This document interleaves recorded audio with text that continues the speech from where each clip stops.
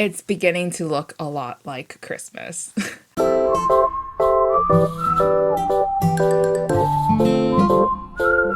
Hi guys, welcome back to the channel. Now for today's video, I'm doing a little holiday TBR. I know, you guys are probably thinking, Halloween didn't even pass yet, American Thanksgiving hasn't even passed yet, and here I am talking about Christmas holiday reads. And I guess the reason why it's because there is a lot of holiday reads that are upcoming and that have already started coming out onto shelves, and I'm just picking them up. I'm so excited to read about books that take place in the wintertime and take place in the Christmas, because Christmas is usually a really happy season, obviously, and I've actually started to also listen to Christmas holiday music because, you know, when you're down in the dumps at work, you just want to be a little bit jolly. So I've been listening to Mariah Carey, and I've also been listening to Kelly Clarkson, and now I also have a whole stack of books that I want to read before December starts, or maybe even in December. But to be honest, I'm so excited with this book stack that I'm probably going to read it before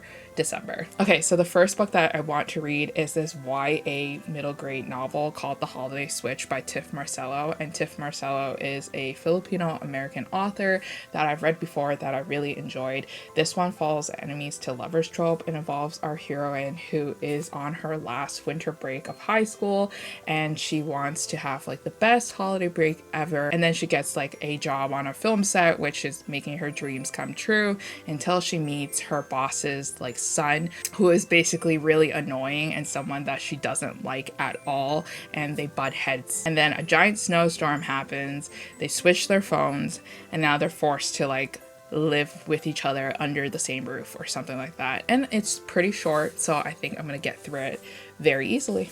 So the next book that I do want to read is this one called Mistletoe Christmas, and it's actually an anthology by Eloisa James, Christy Caldwell, Jana McGregor, and Erica Riley. Now, all these authors I haven't really read of before. I read Eloisa James before, and I also read Erica Riley, but the rest of the two authors are new to me. This was actually sent to me from the publisher Avon Books, and it's just short stories set in historical romance Regency time about like dukes and like falling in love. Like, what is not to like about that? You know, I like my historical romances, so I'm excited to pick up a few stories from this book, read it, and feel holly jolly. Okay, so the next book that I picked up right here is this one from Sophie Kinsella. It's her latest new release called The Party Crasher, and I know when you take a first glance of this book, you're already thinking to yourself, this one doesn't look like a holiday romance. Well, it is, because I just started listening to the audiobook of it, and I can confirm that basically the first couple of chapters of this book takes place in December, and they are setting up for like the holiday season. They're celebrating Christmas together, tinsel is up, the tree is up, there's snow. And what happens is that our heroine is upset because her parents have decided to sell the manor that they grew up in, like the house that they grew up in. And she's upset because there's like so many things that are changing in her life. She got laid off from her job. She is kind of like in between jobs right now too as well, and her parents, who once had a very loving relationship, had decided to get a divorce, and now her father is dating someone that she cannot stand whatsoever. And there's like a party there, and she needs to go back into that house to go find like this family heirloom that is buried inside the house. So she needs to crash the party and sneak in and grab the heirloom because she can't stand the fact that her life is changing so quickly. I feel like that Sophie tends to rewrite her ideas a lot. Like, she has written this idea a lot where the character has always have her life falling apart, changing too quickly, wanting to go back to the past, wanting to have everybody stay the same. So it'll be interesting to see what kind of other twists Sophie can do with a story that I have read before from her. Okay, so the next book that I have right here is this one called A Season for Second Chances by Jenny Bayless. And I didn't know anything about this book. It was on sale at my bookstore because it was the holiday season. They wanted to sell the holiday novels for cheap, and I bought it. This one was only like $13, discounted from $22 book listing price, so I said add to cart. So I didn't really realize that this one is a romance novel, but it features a more mature heroine. Our heroine is older, her kids have grown up, and she had a 26-year-old marriage that has fallen apart, and now she has moved into like this small town to like have residency in. and she thinks that she's going to live like a very peaceful, quaint rest of her year's life. But then the next door neighbor's nephew is a very grumpy character who is always bickering back and forth with her, and they have like a love-hate, enemies to lovers romance. The main hero wants to kind of sell off the property and also like reconstruct things. Meanwhile, our heroine wants to keep everything as is and keep it quaint. So they kind of go head to head with each other in terms of like plans for the property or something like that. So I'm excited to read it. Jenny Bayless also wrote the book called The 12 Dates of Christmas, which was a novel that I haven't read last year, but I thought I did. But I'm definitely going to read The 12 Dates of Christmas as well. Okay, so speaking of 12 Dates of Christmas, I do have the physical book. It's just buried under like the towers like next to me right now, so I can't grab it. But The 12 Dates of Christmas came out last year, and it's about an older female too as well. She's 34 years old. She has no luck in the love department and in the relationship department, so she decides to go on 12 dates before Christmas, and she thinks that this is like a great idea because she has bound to find love within these 12 guys.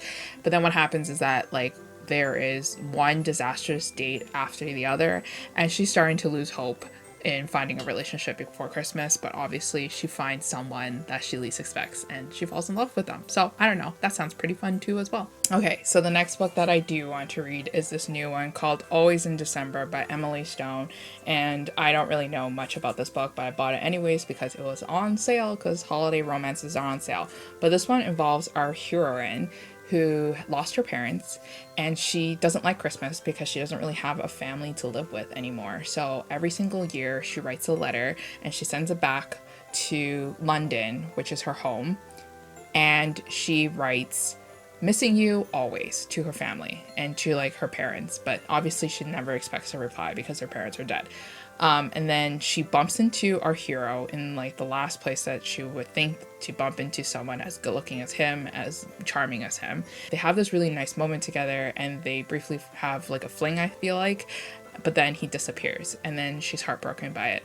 And then over the course of the year, they keep bumping into each other at like different cities. Now I'm talking about like New York City, Edinburgh, and even the English countryside too as well. But like, what's the mystery? There's like a mystery behind our hero, and there's something about our hero, and there's a reason why he always has to keep leaving her in the dust basically.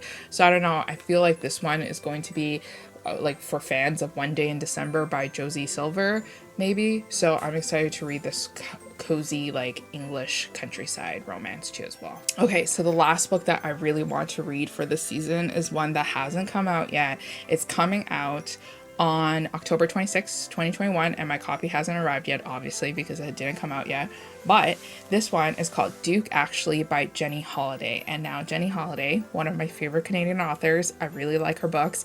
I read her first novel, which is called A Princess for Christmas, a couple weeks ago, and I enjoyed that one too as well. I love royal Christmas romances. So basically Duke Actually is about our hero who was actually betrothed to the heroine in A Princess for Christmas, the first book, and now he has a duty to marry someone very quickly, but he doesn't want a relationship and he doesn't want to marry anybody.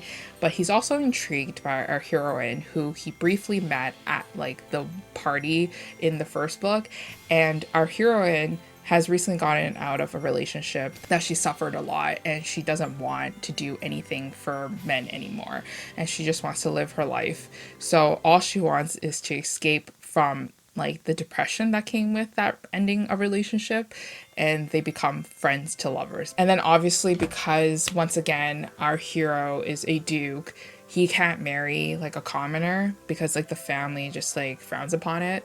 But then he also doesn't want to give up her because he realizes that he loves her. And now it's kind of like that fight for him to follow his heart and to marry someone that he actually really loves. But anyways, that is it for all the holiday romances that I do have on my TBR for the upcoming months. Stick around my channel if you want to see my thoughts on these books, but hopefully you guys added some books to your TBR too as well, and hopefully you guys have a holly jolly day in the middle of spooky season. I'll see you guys again next time. Bye.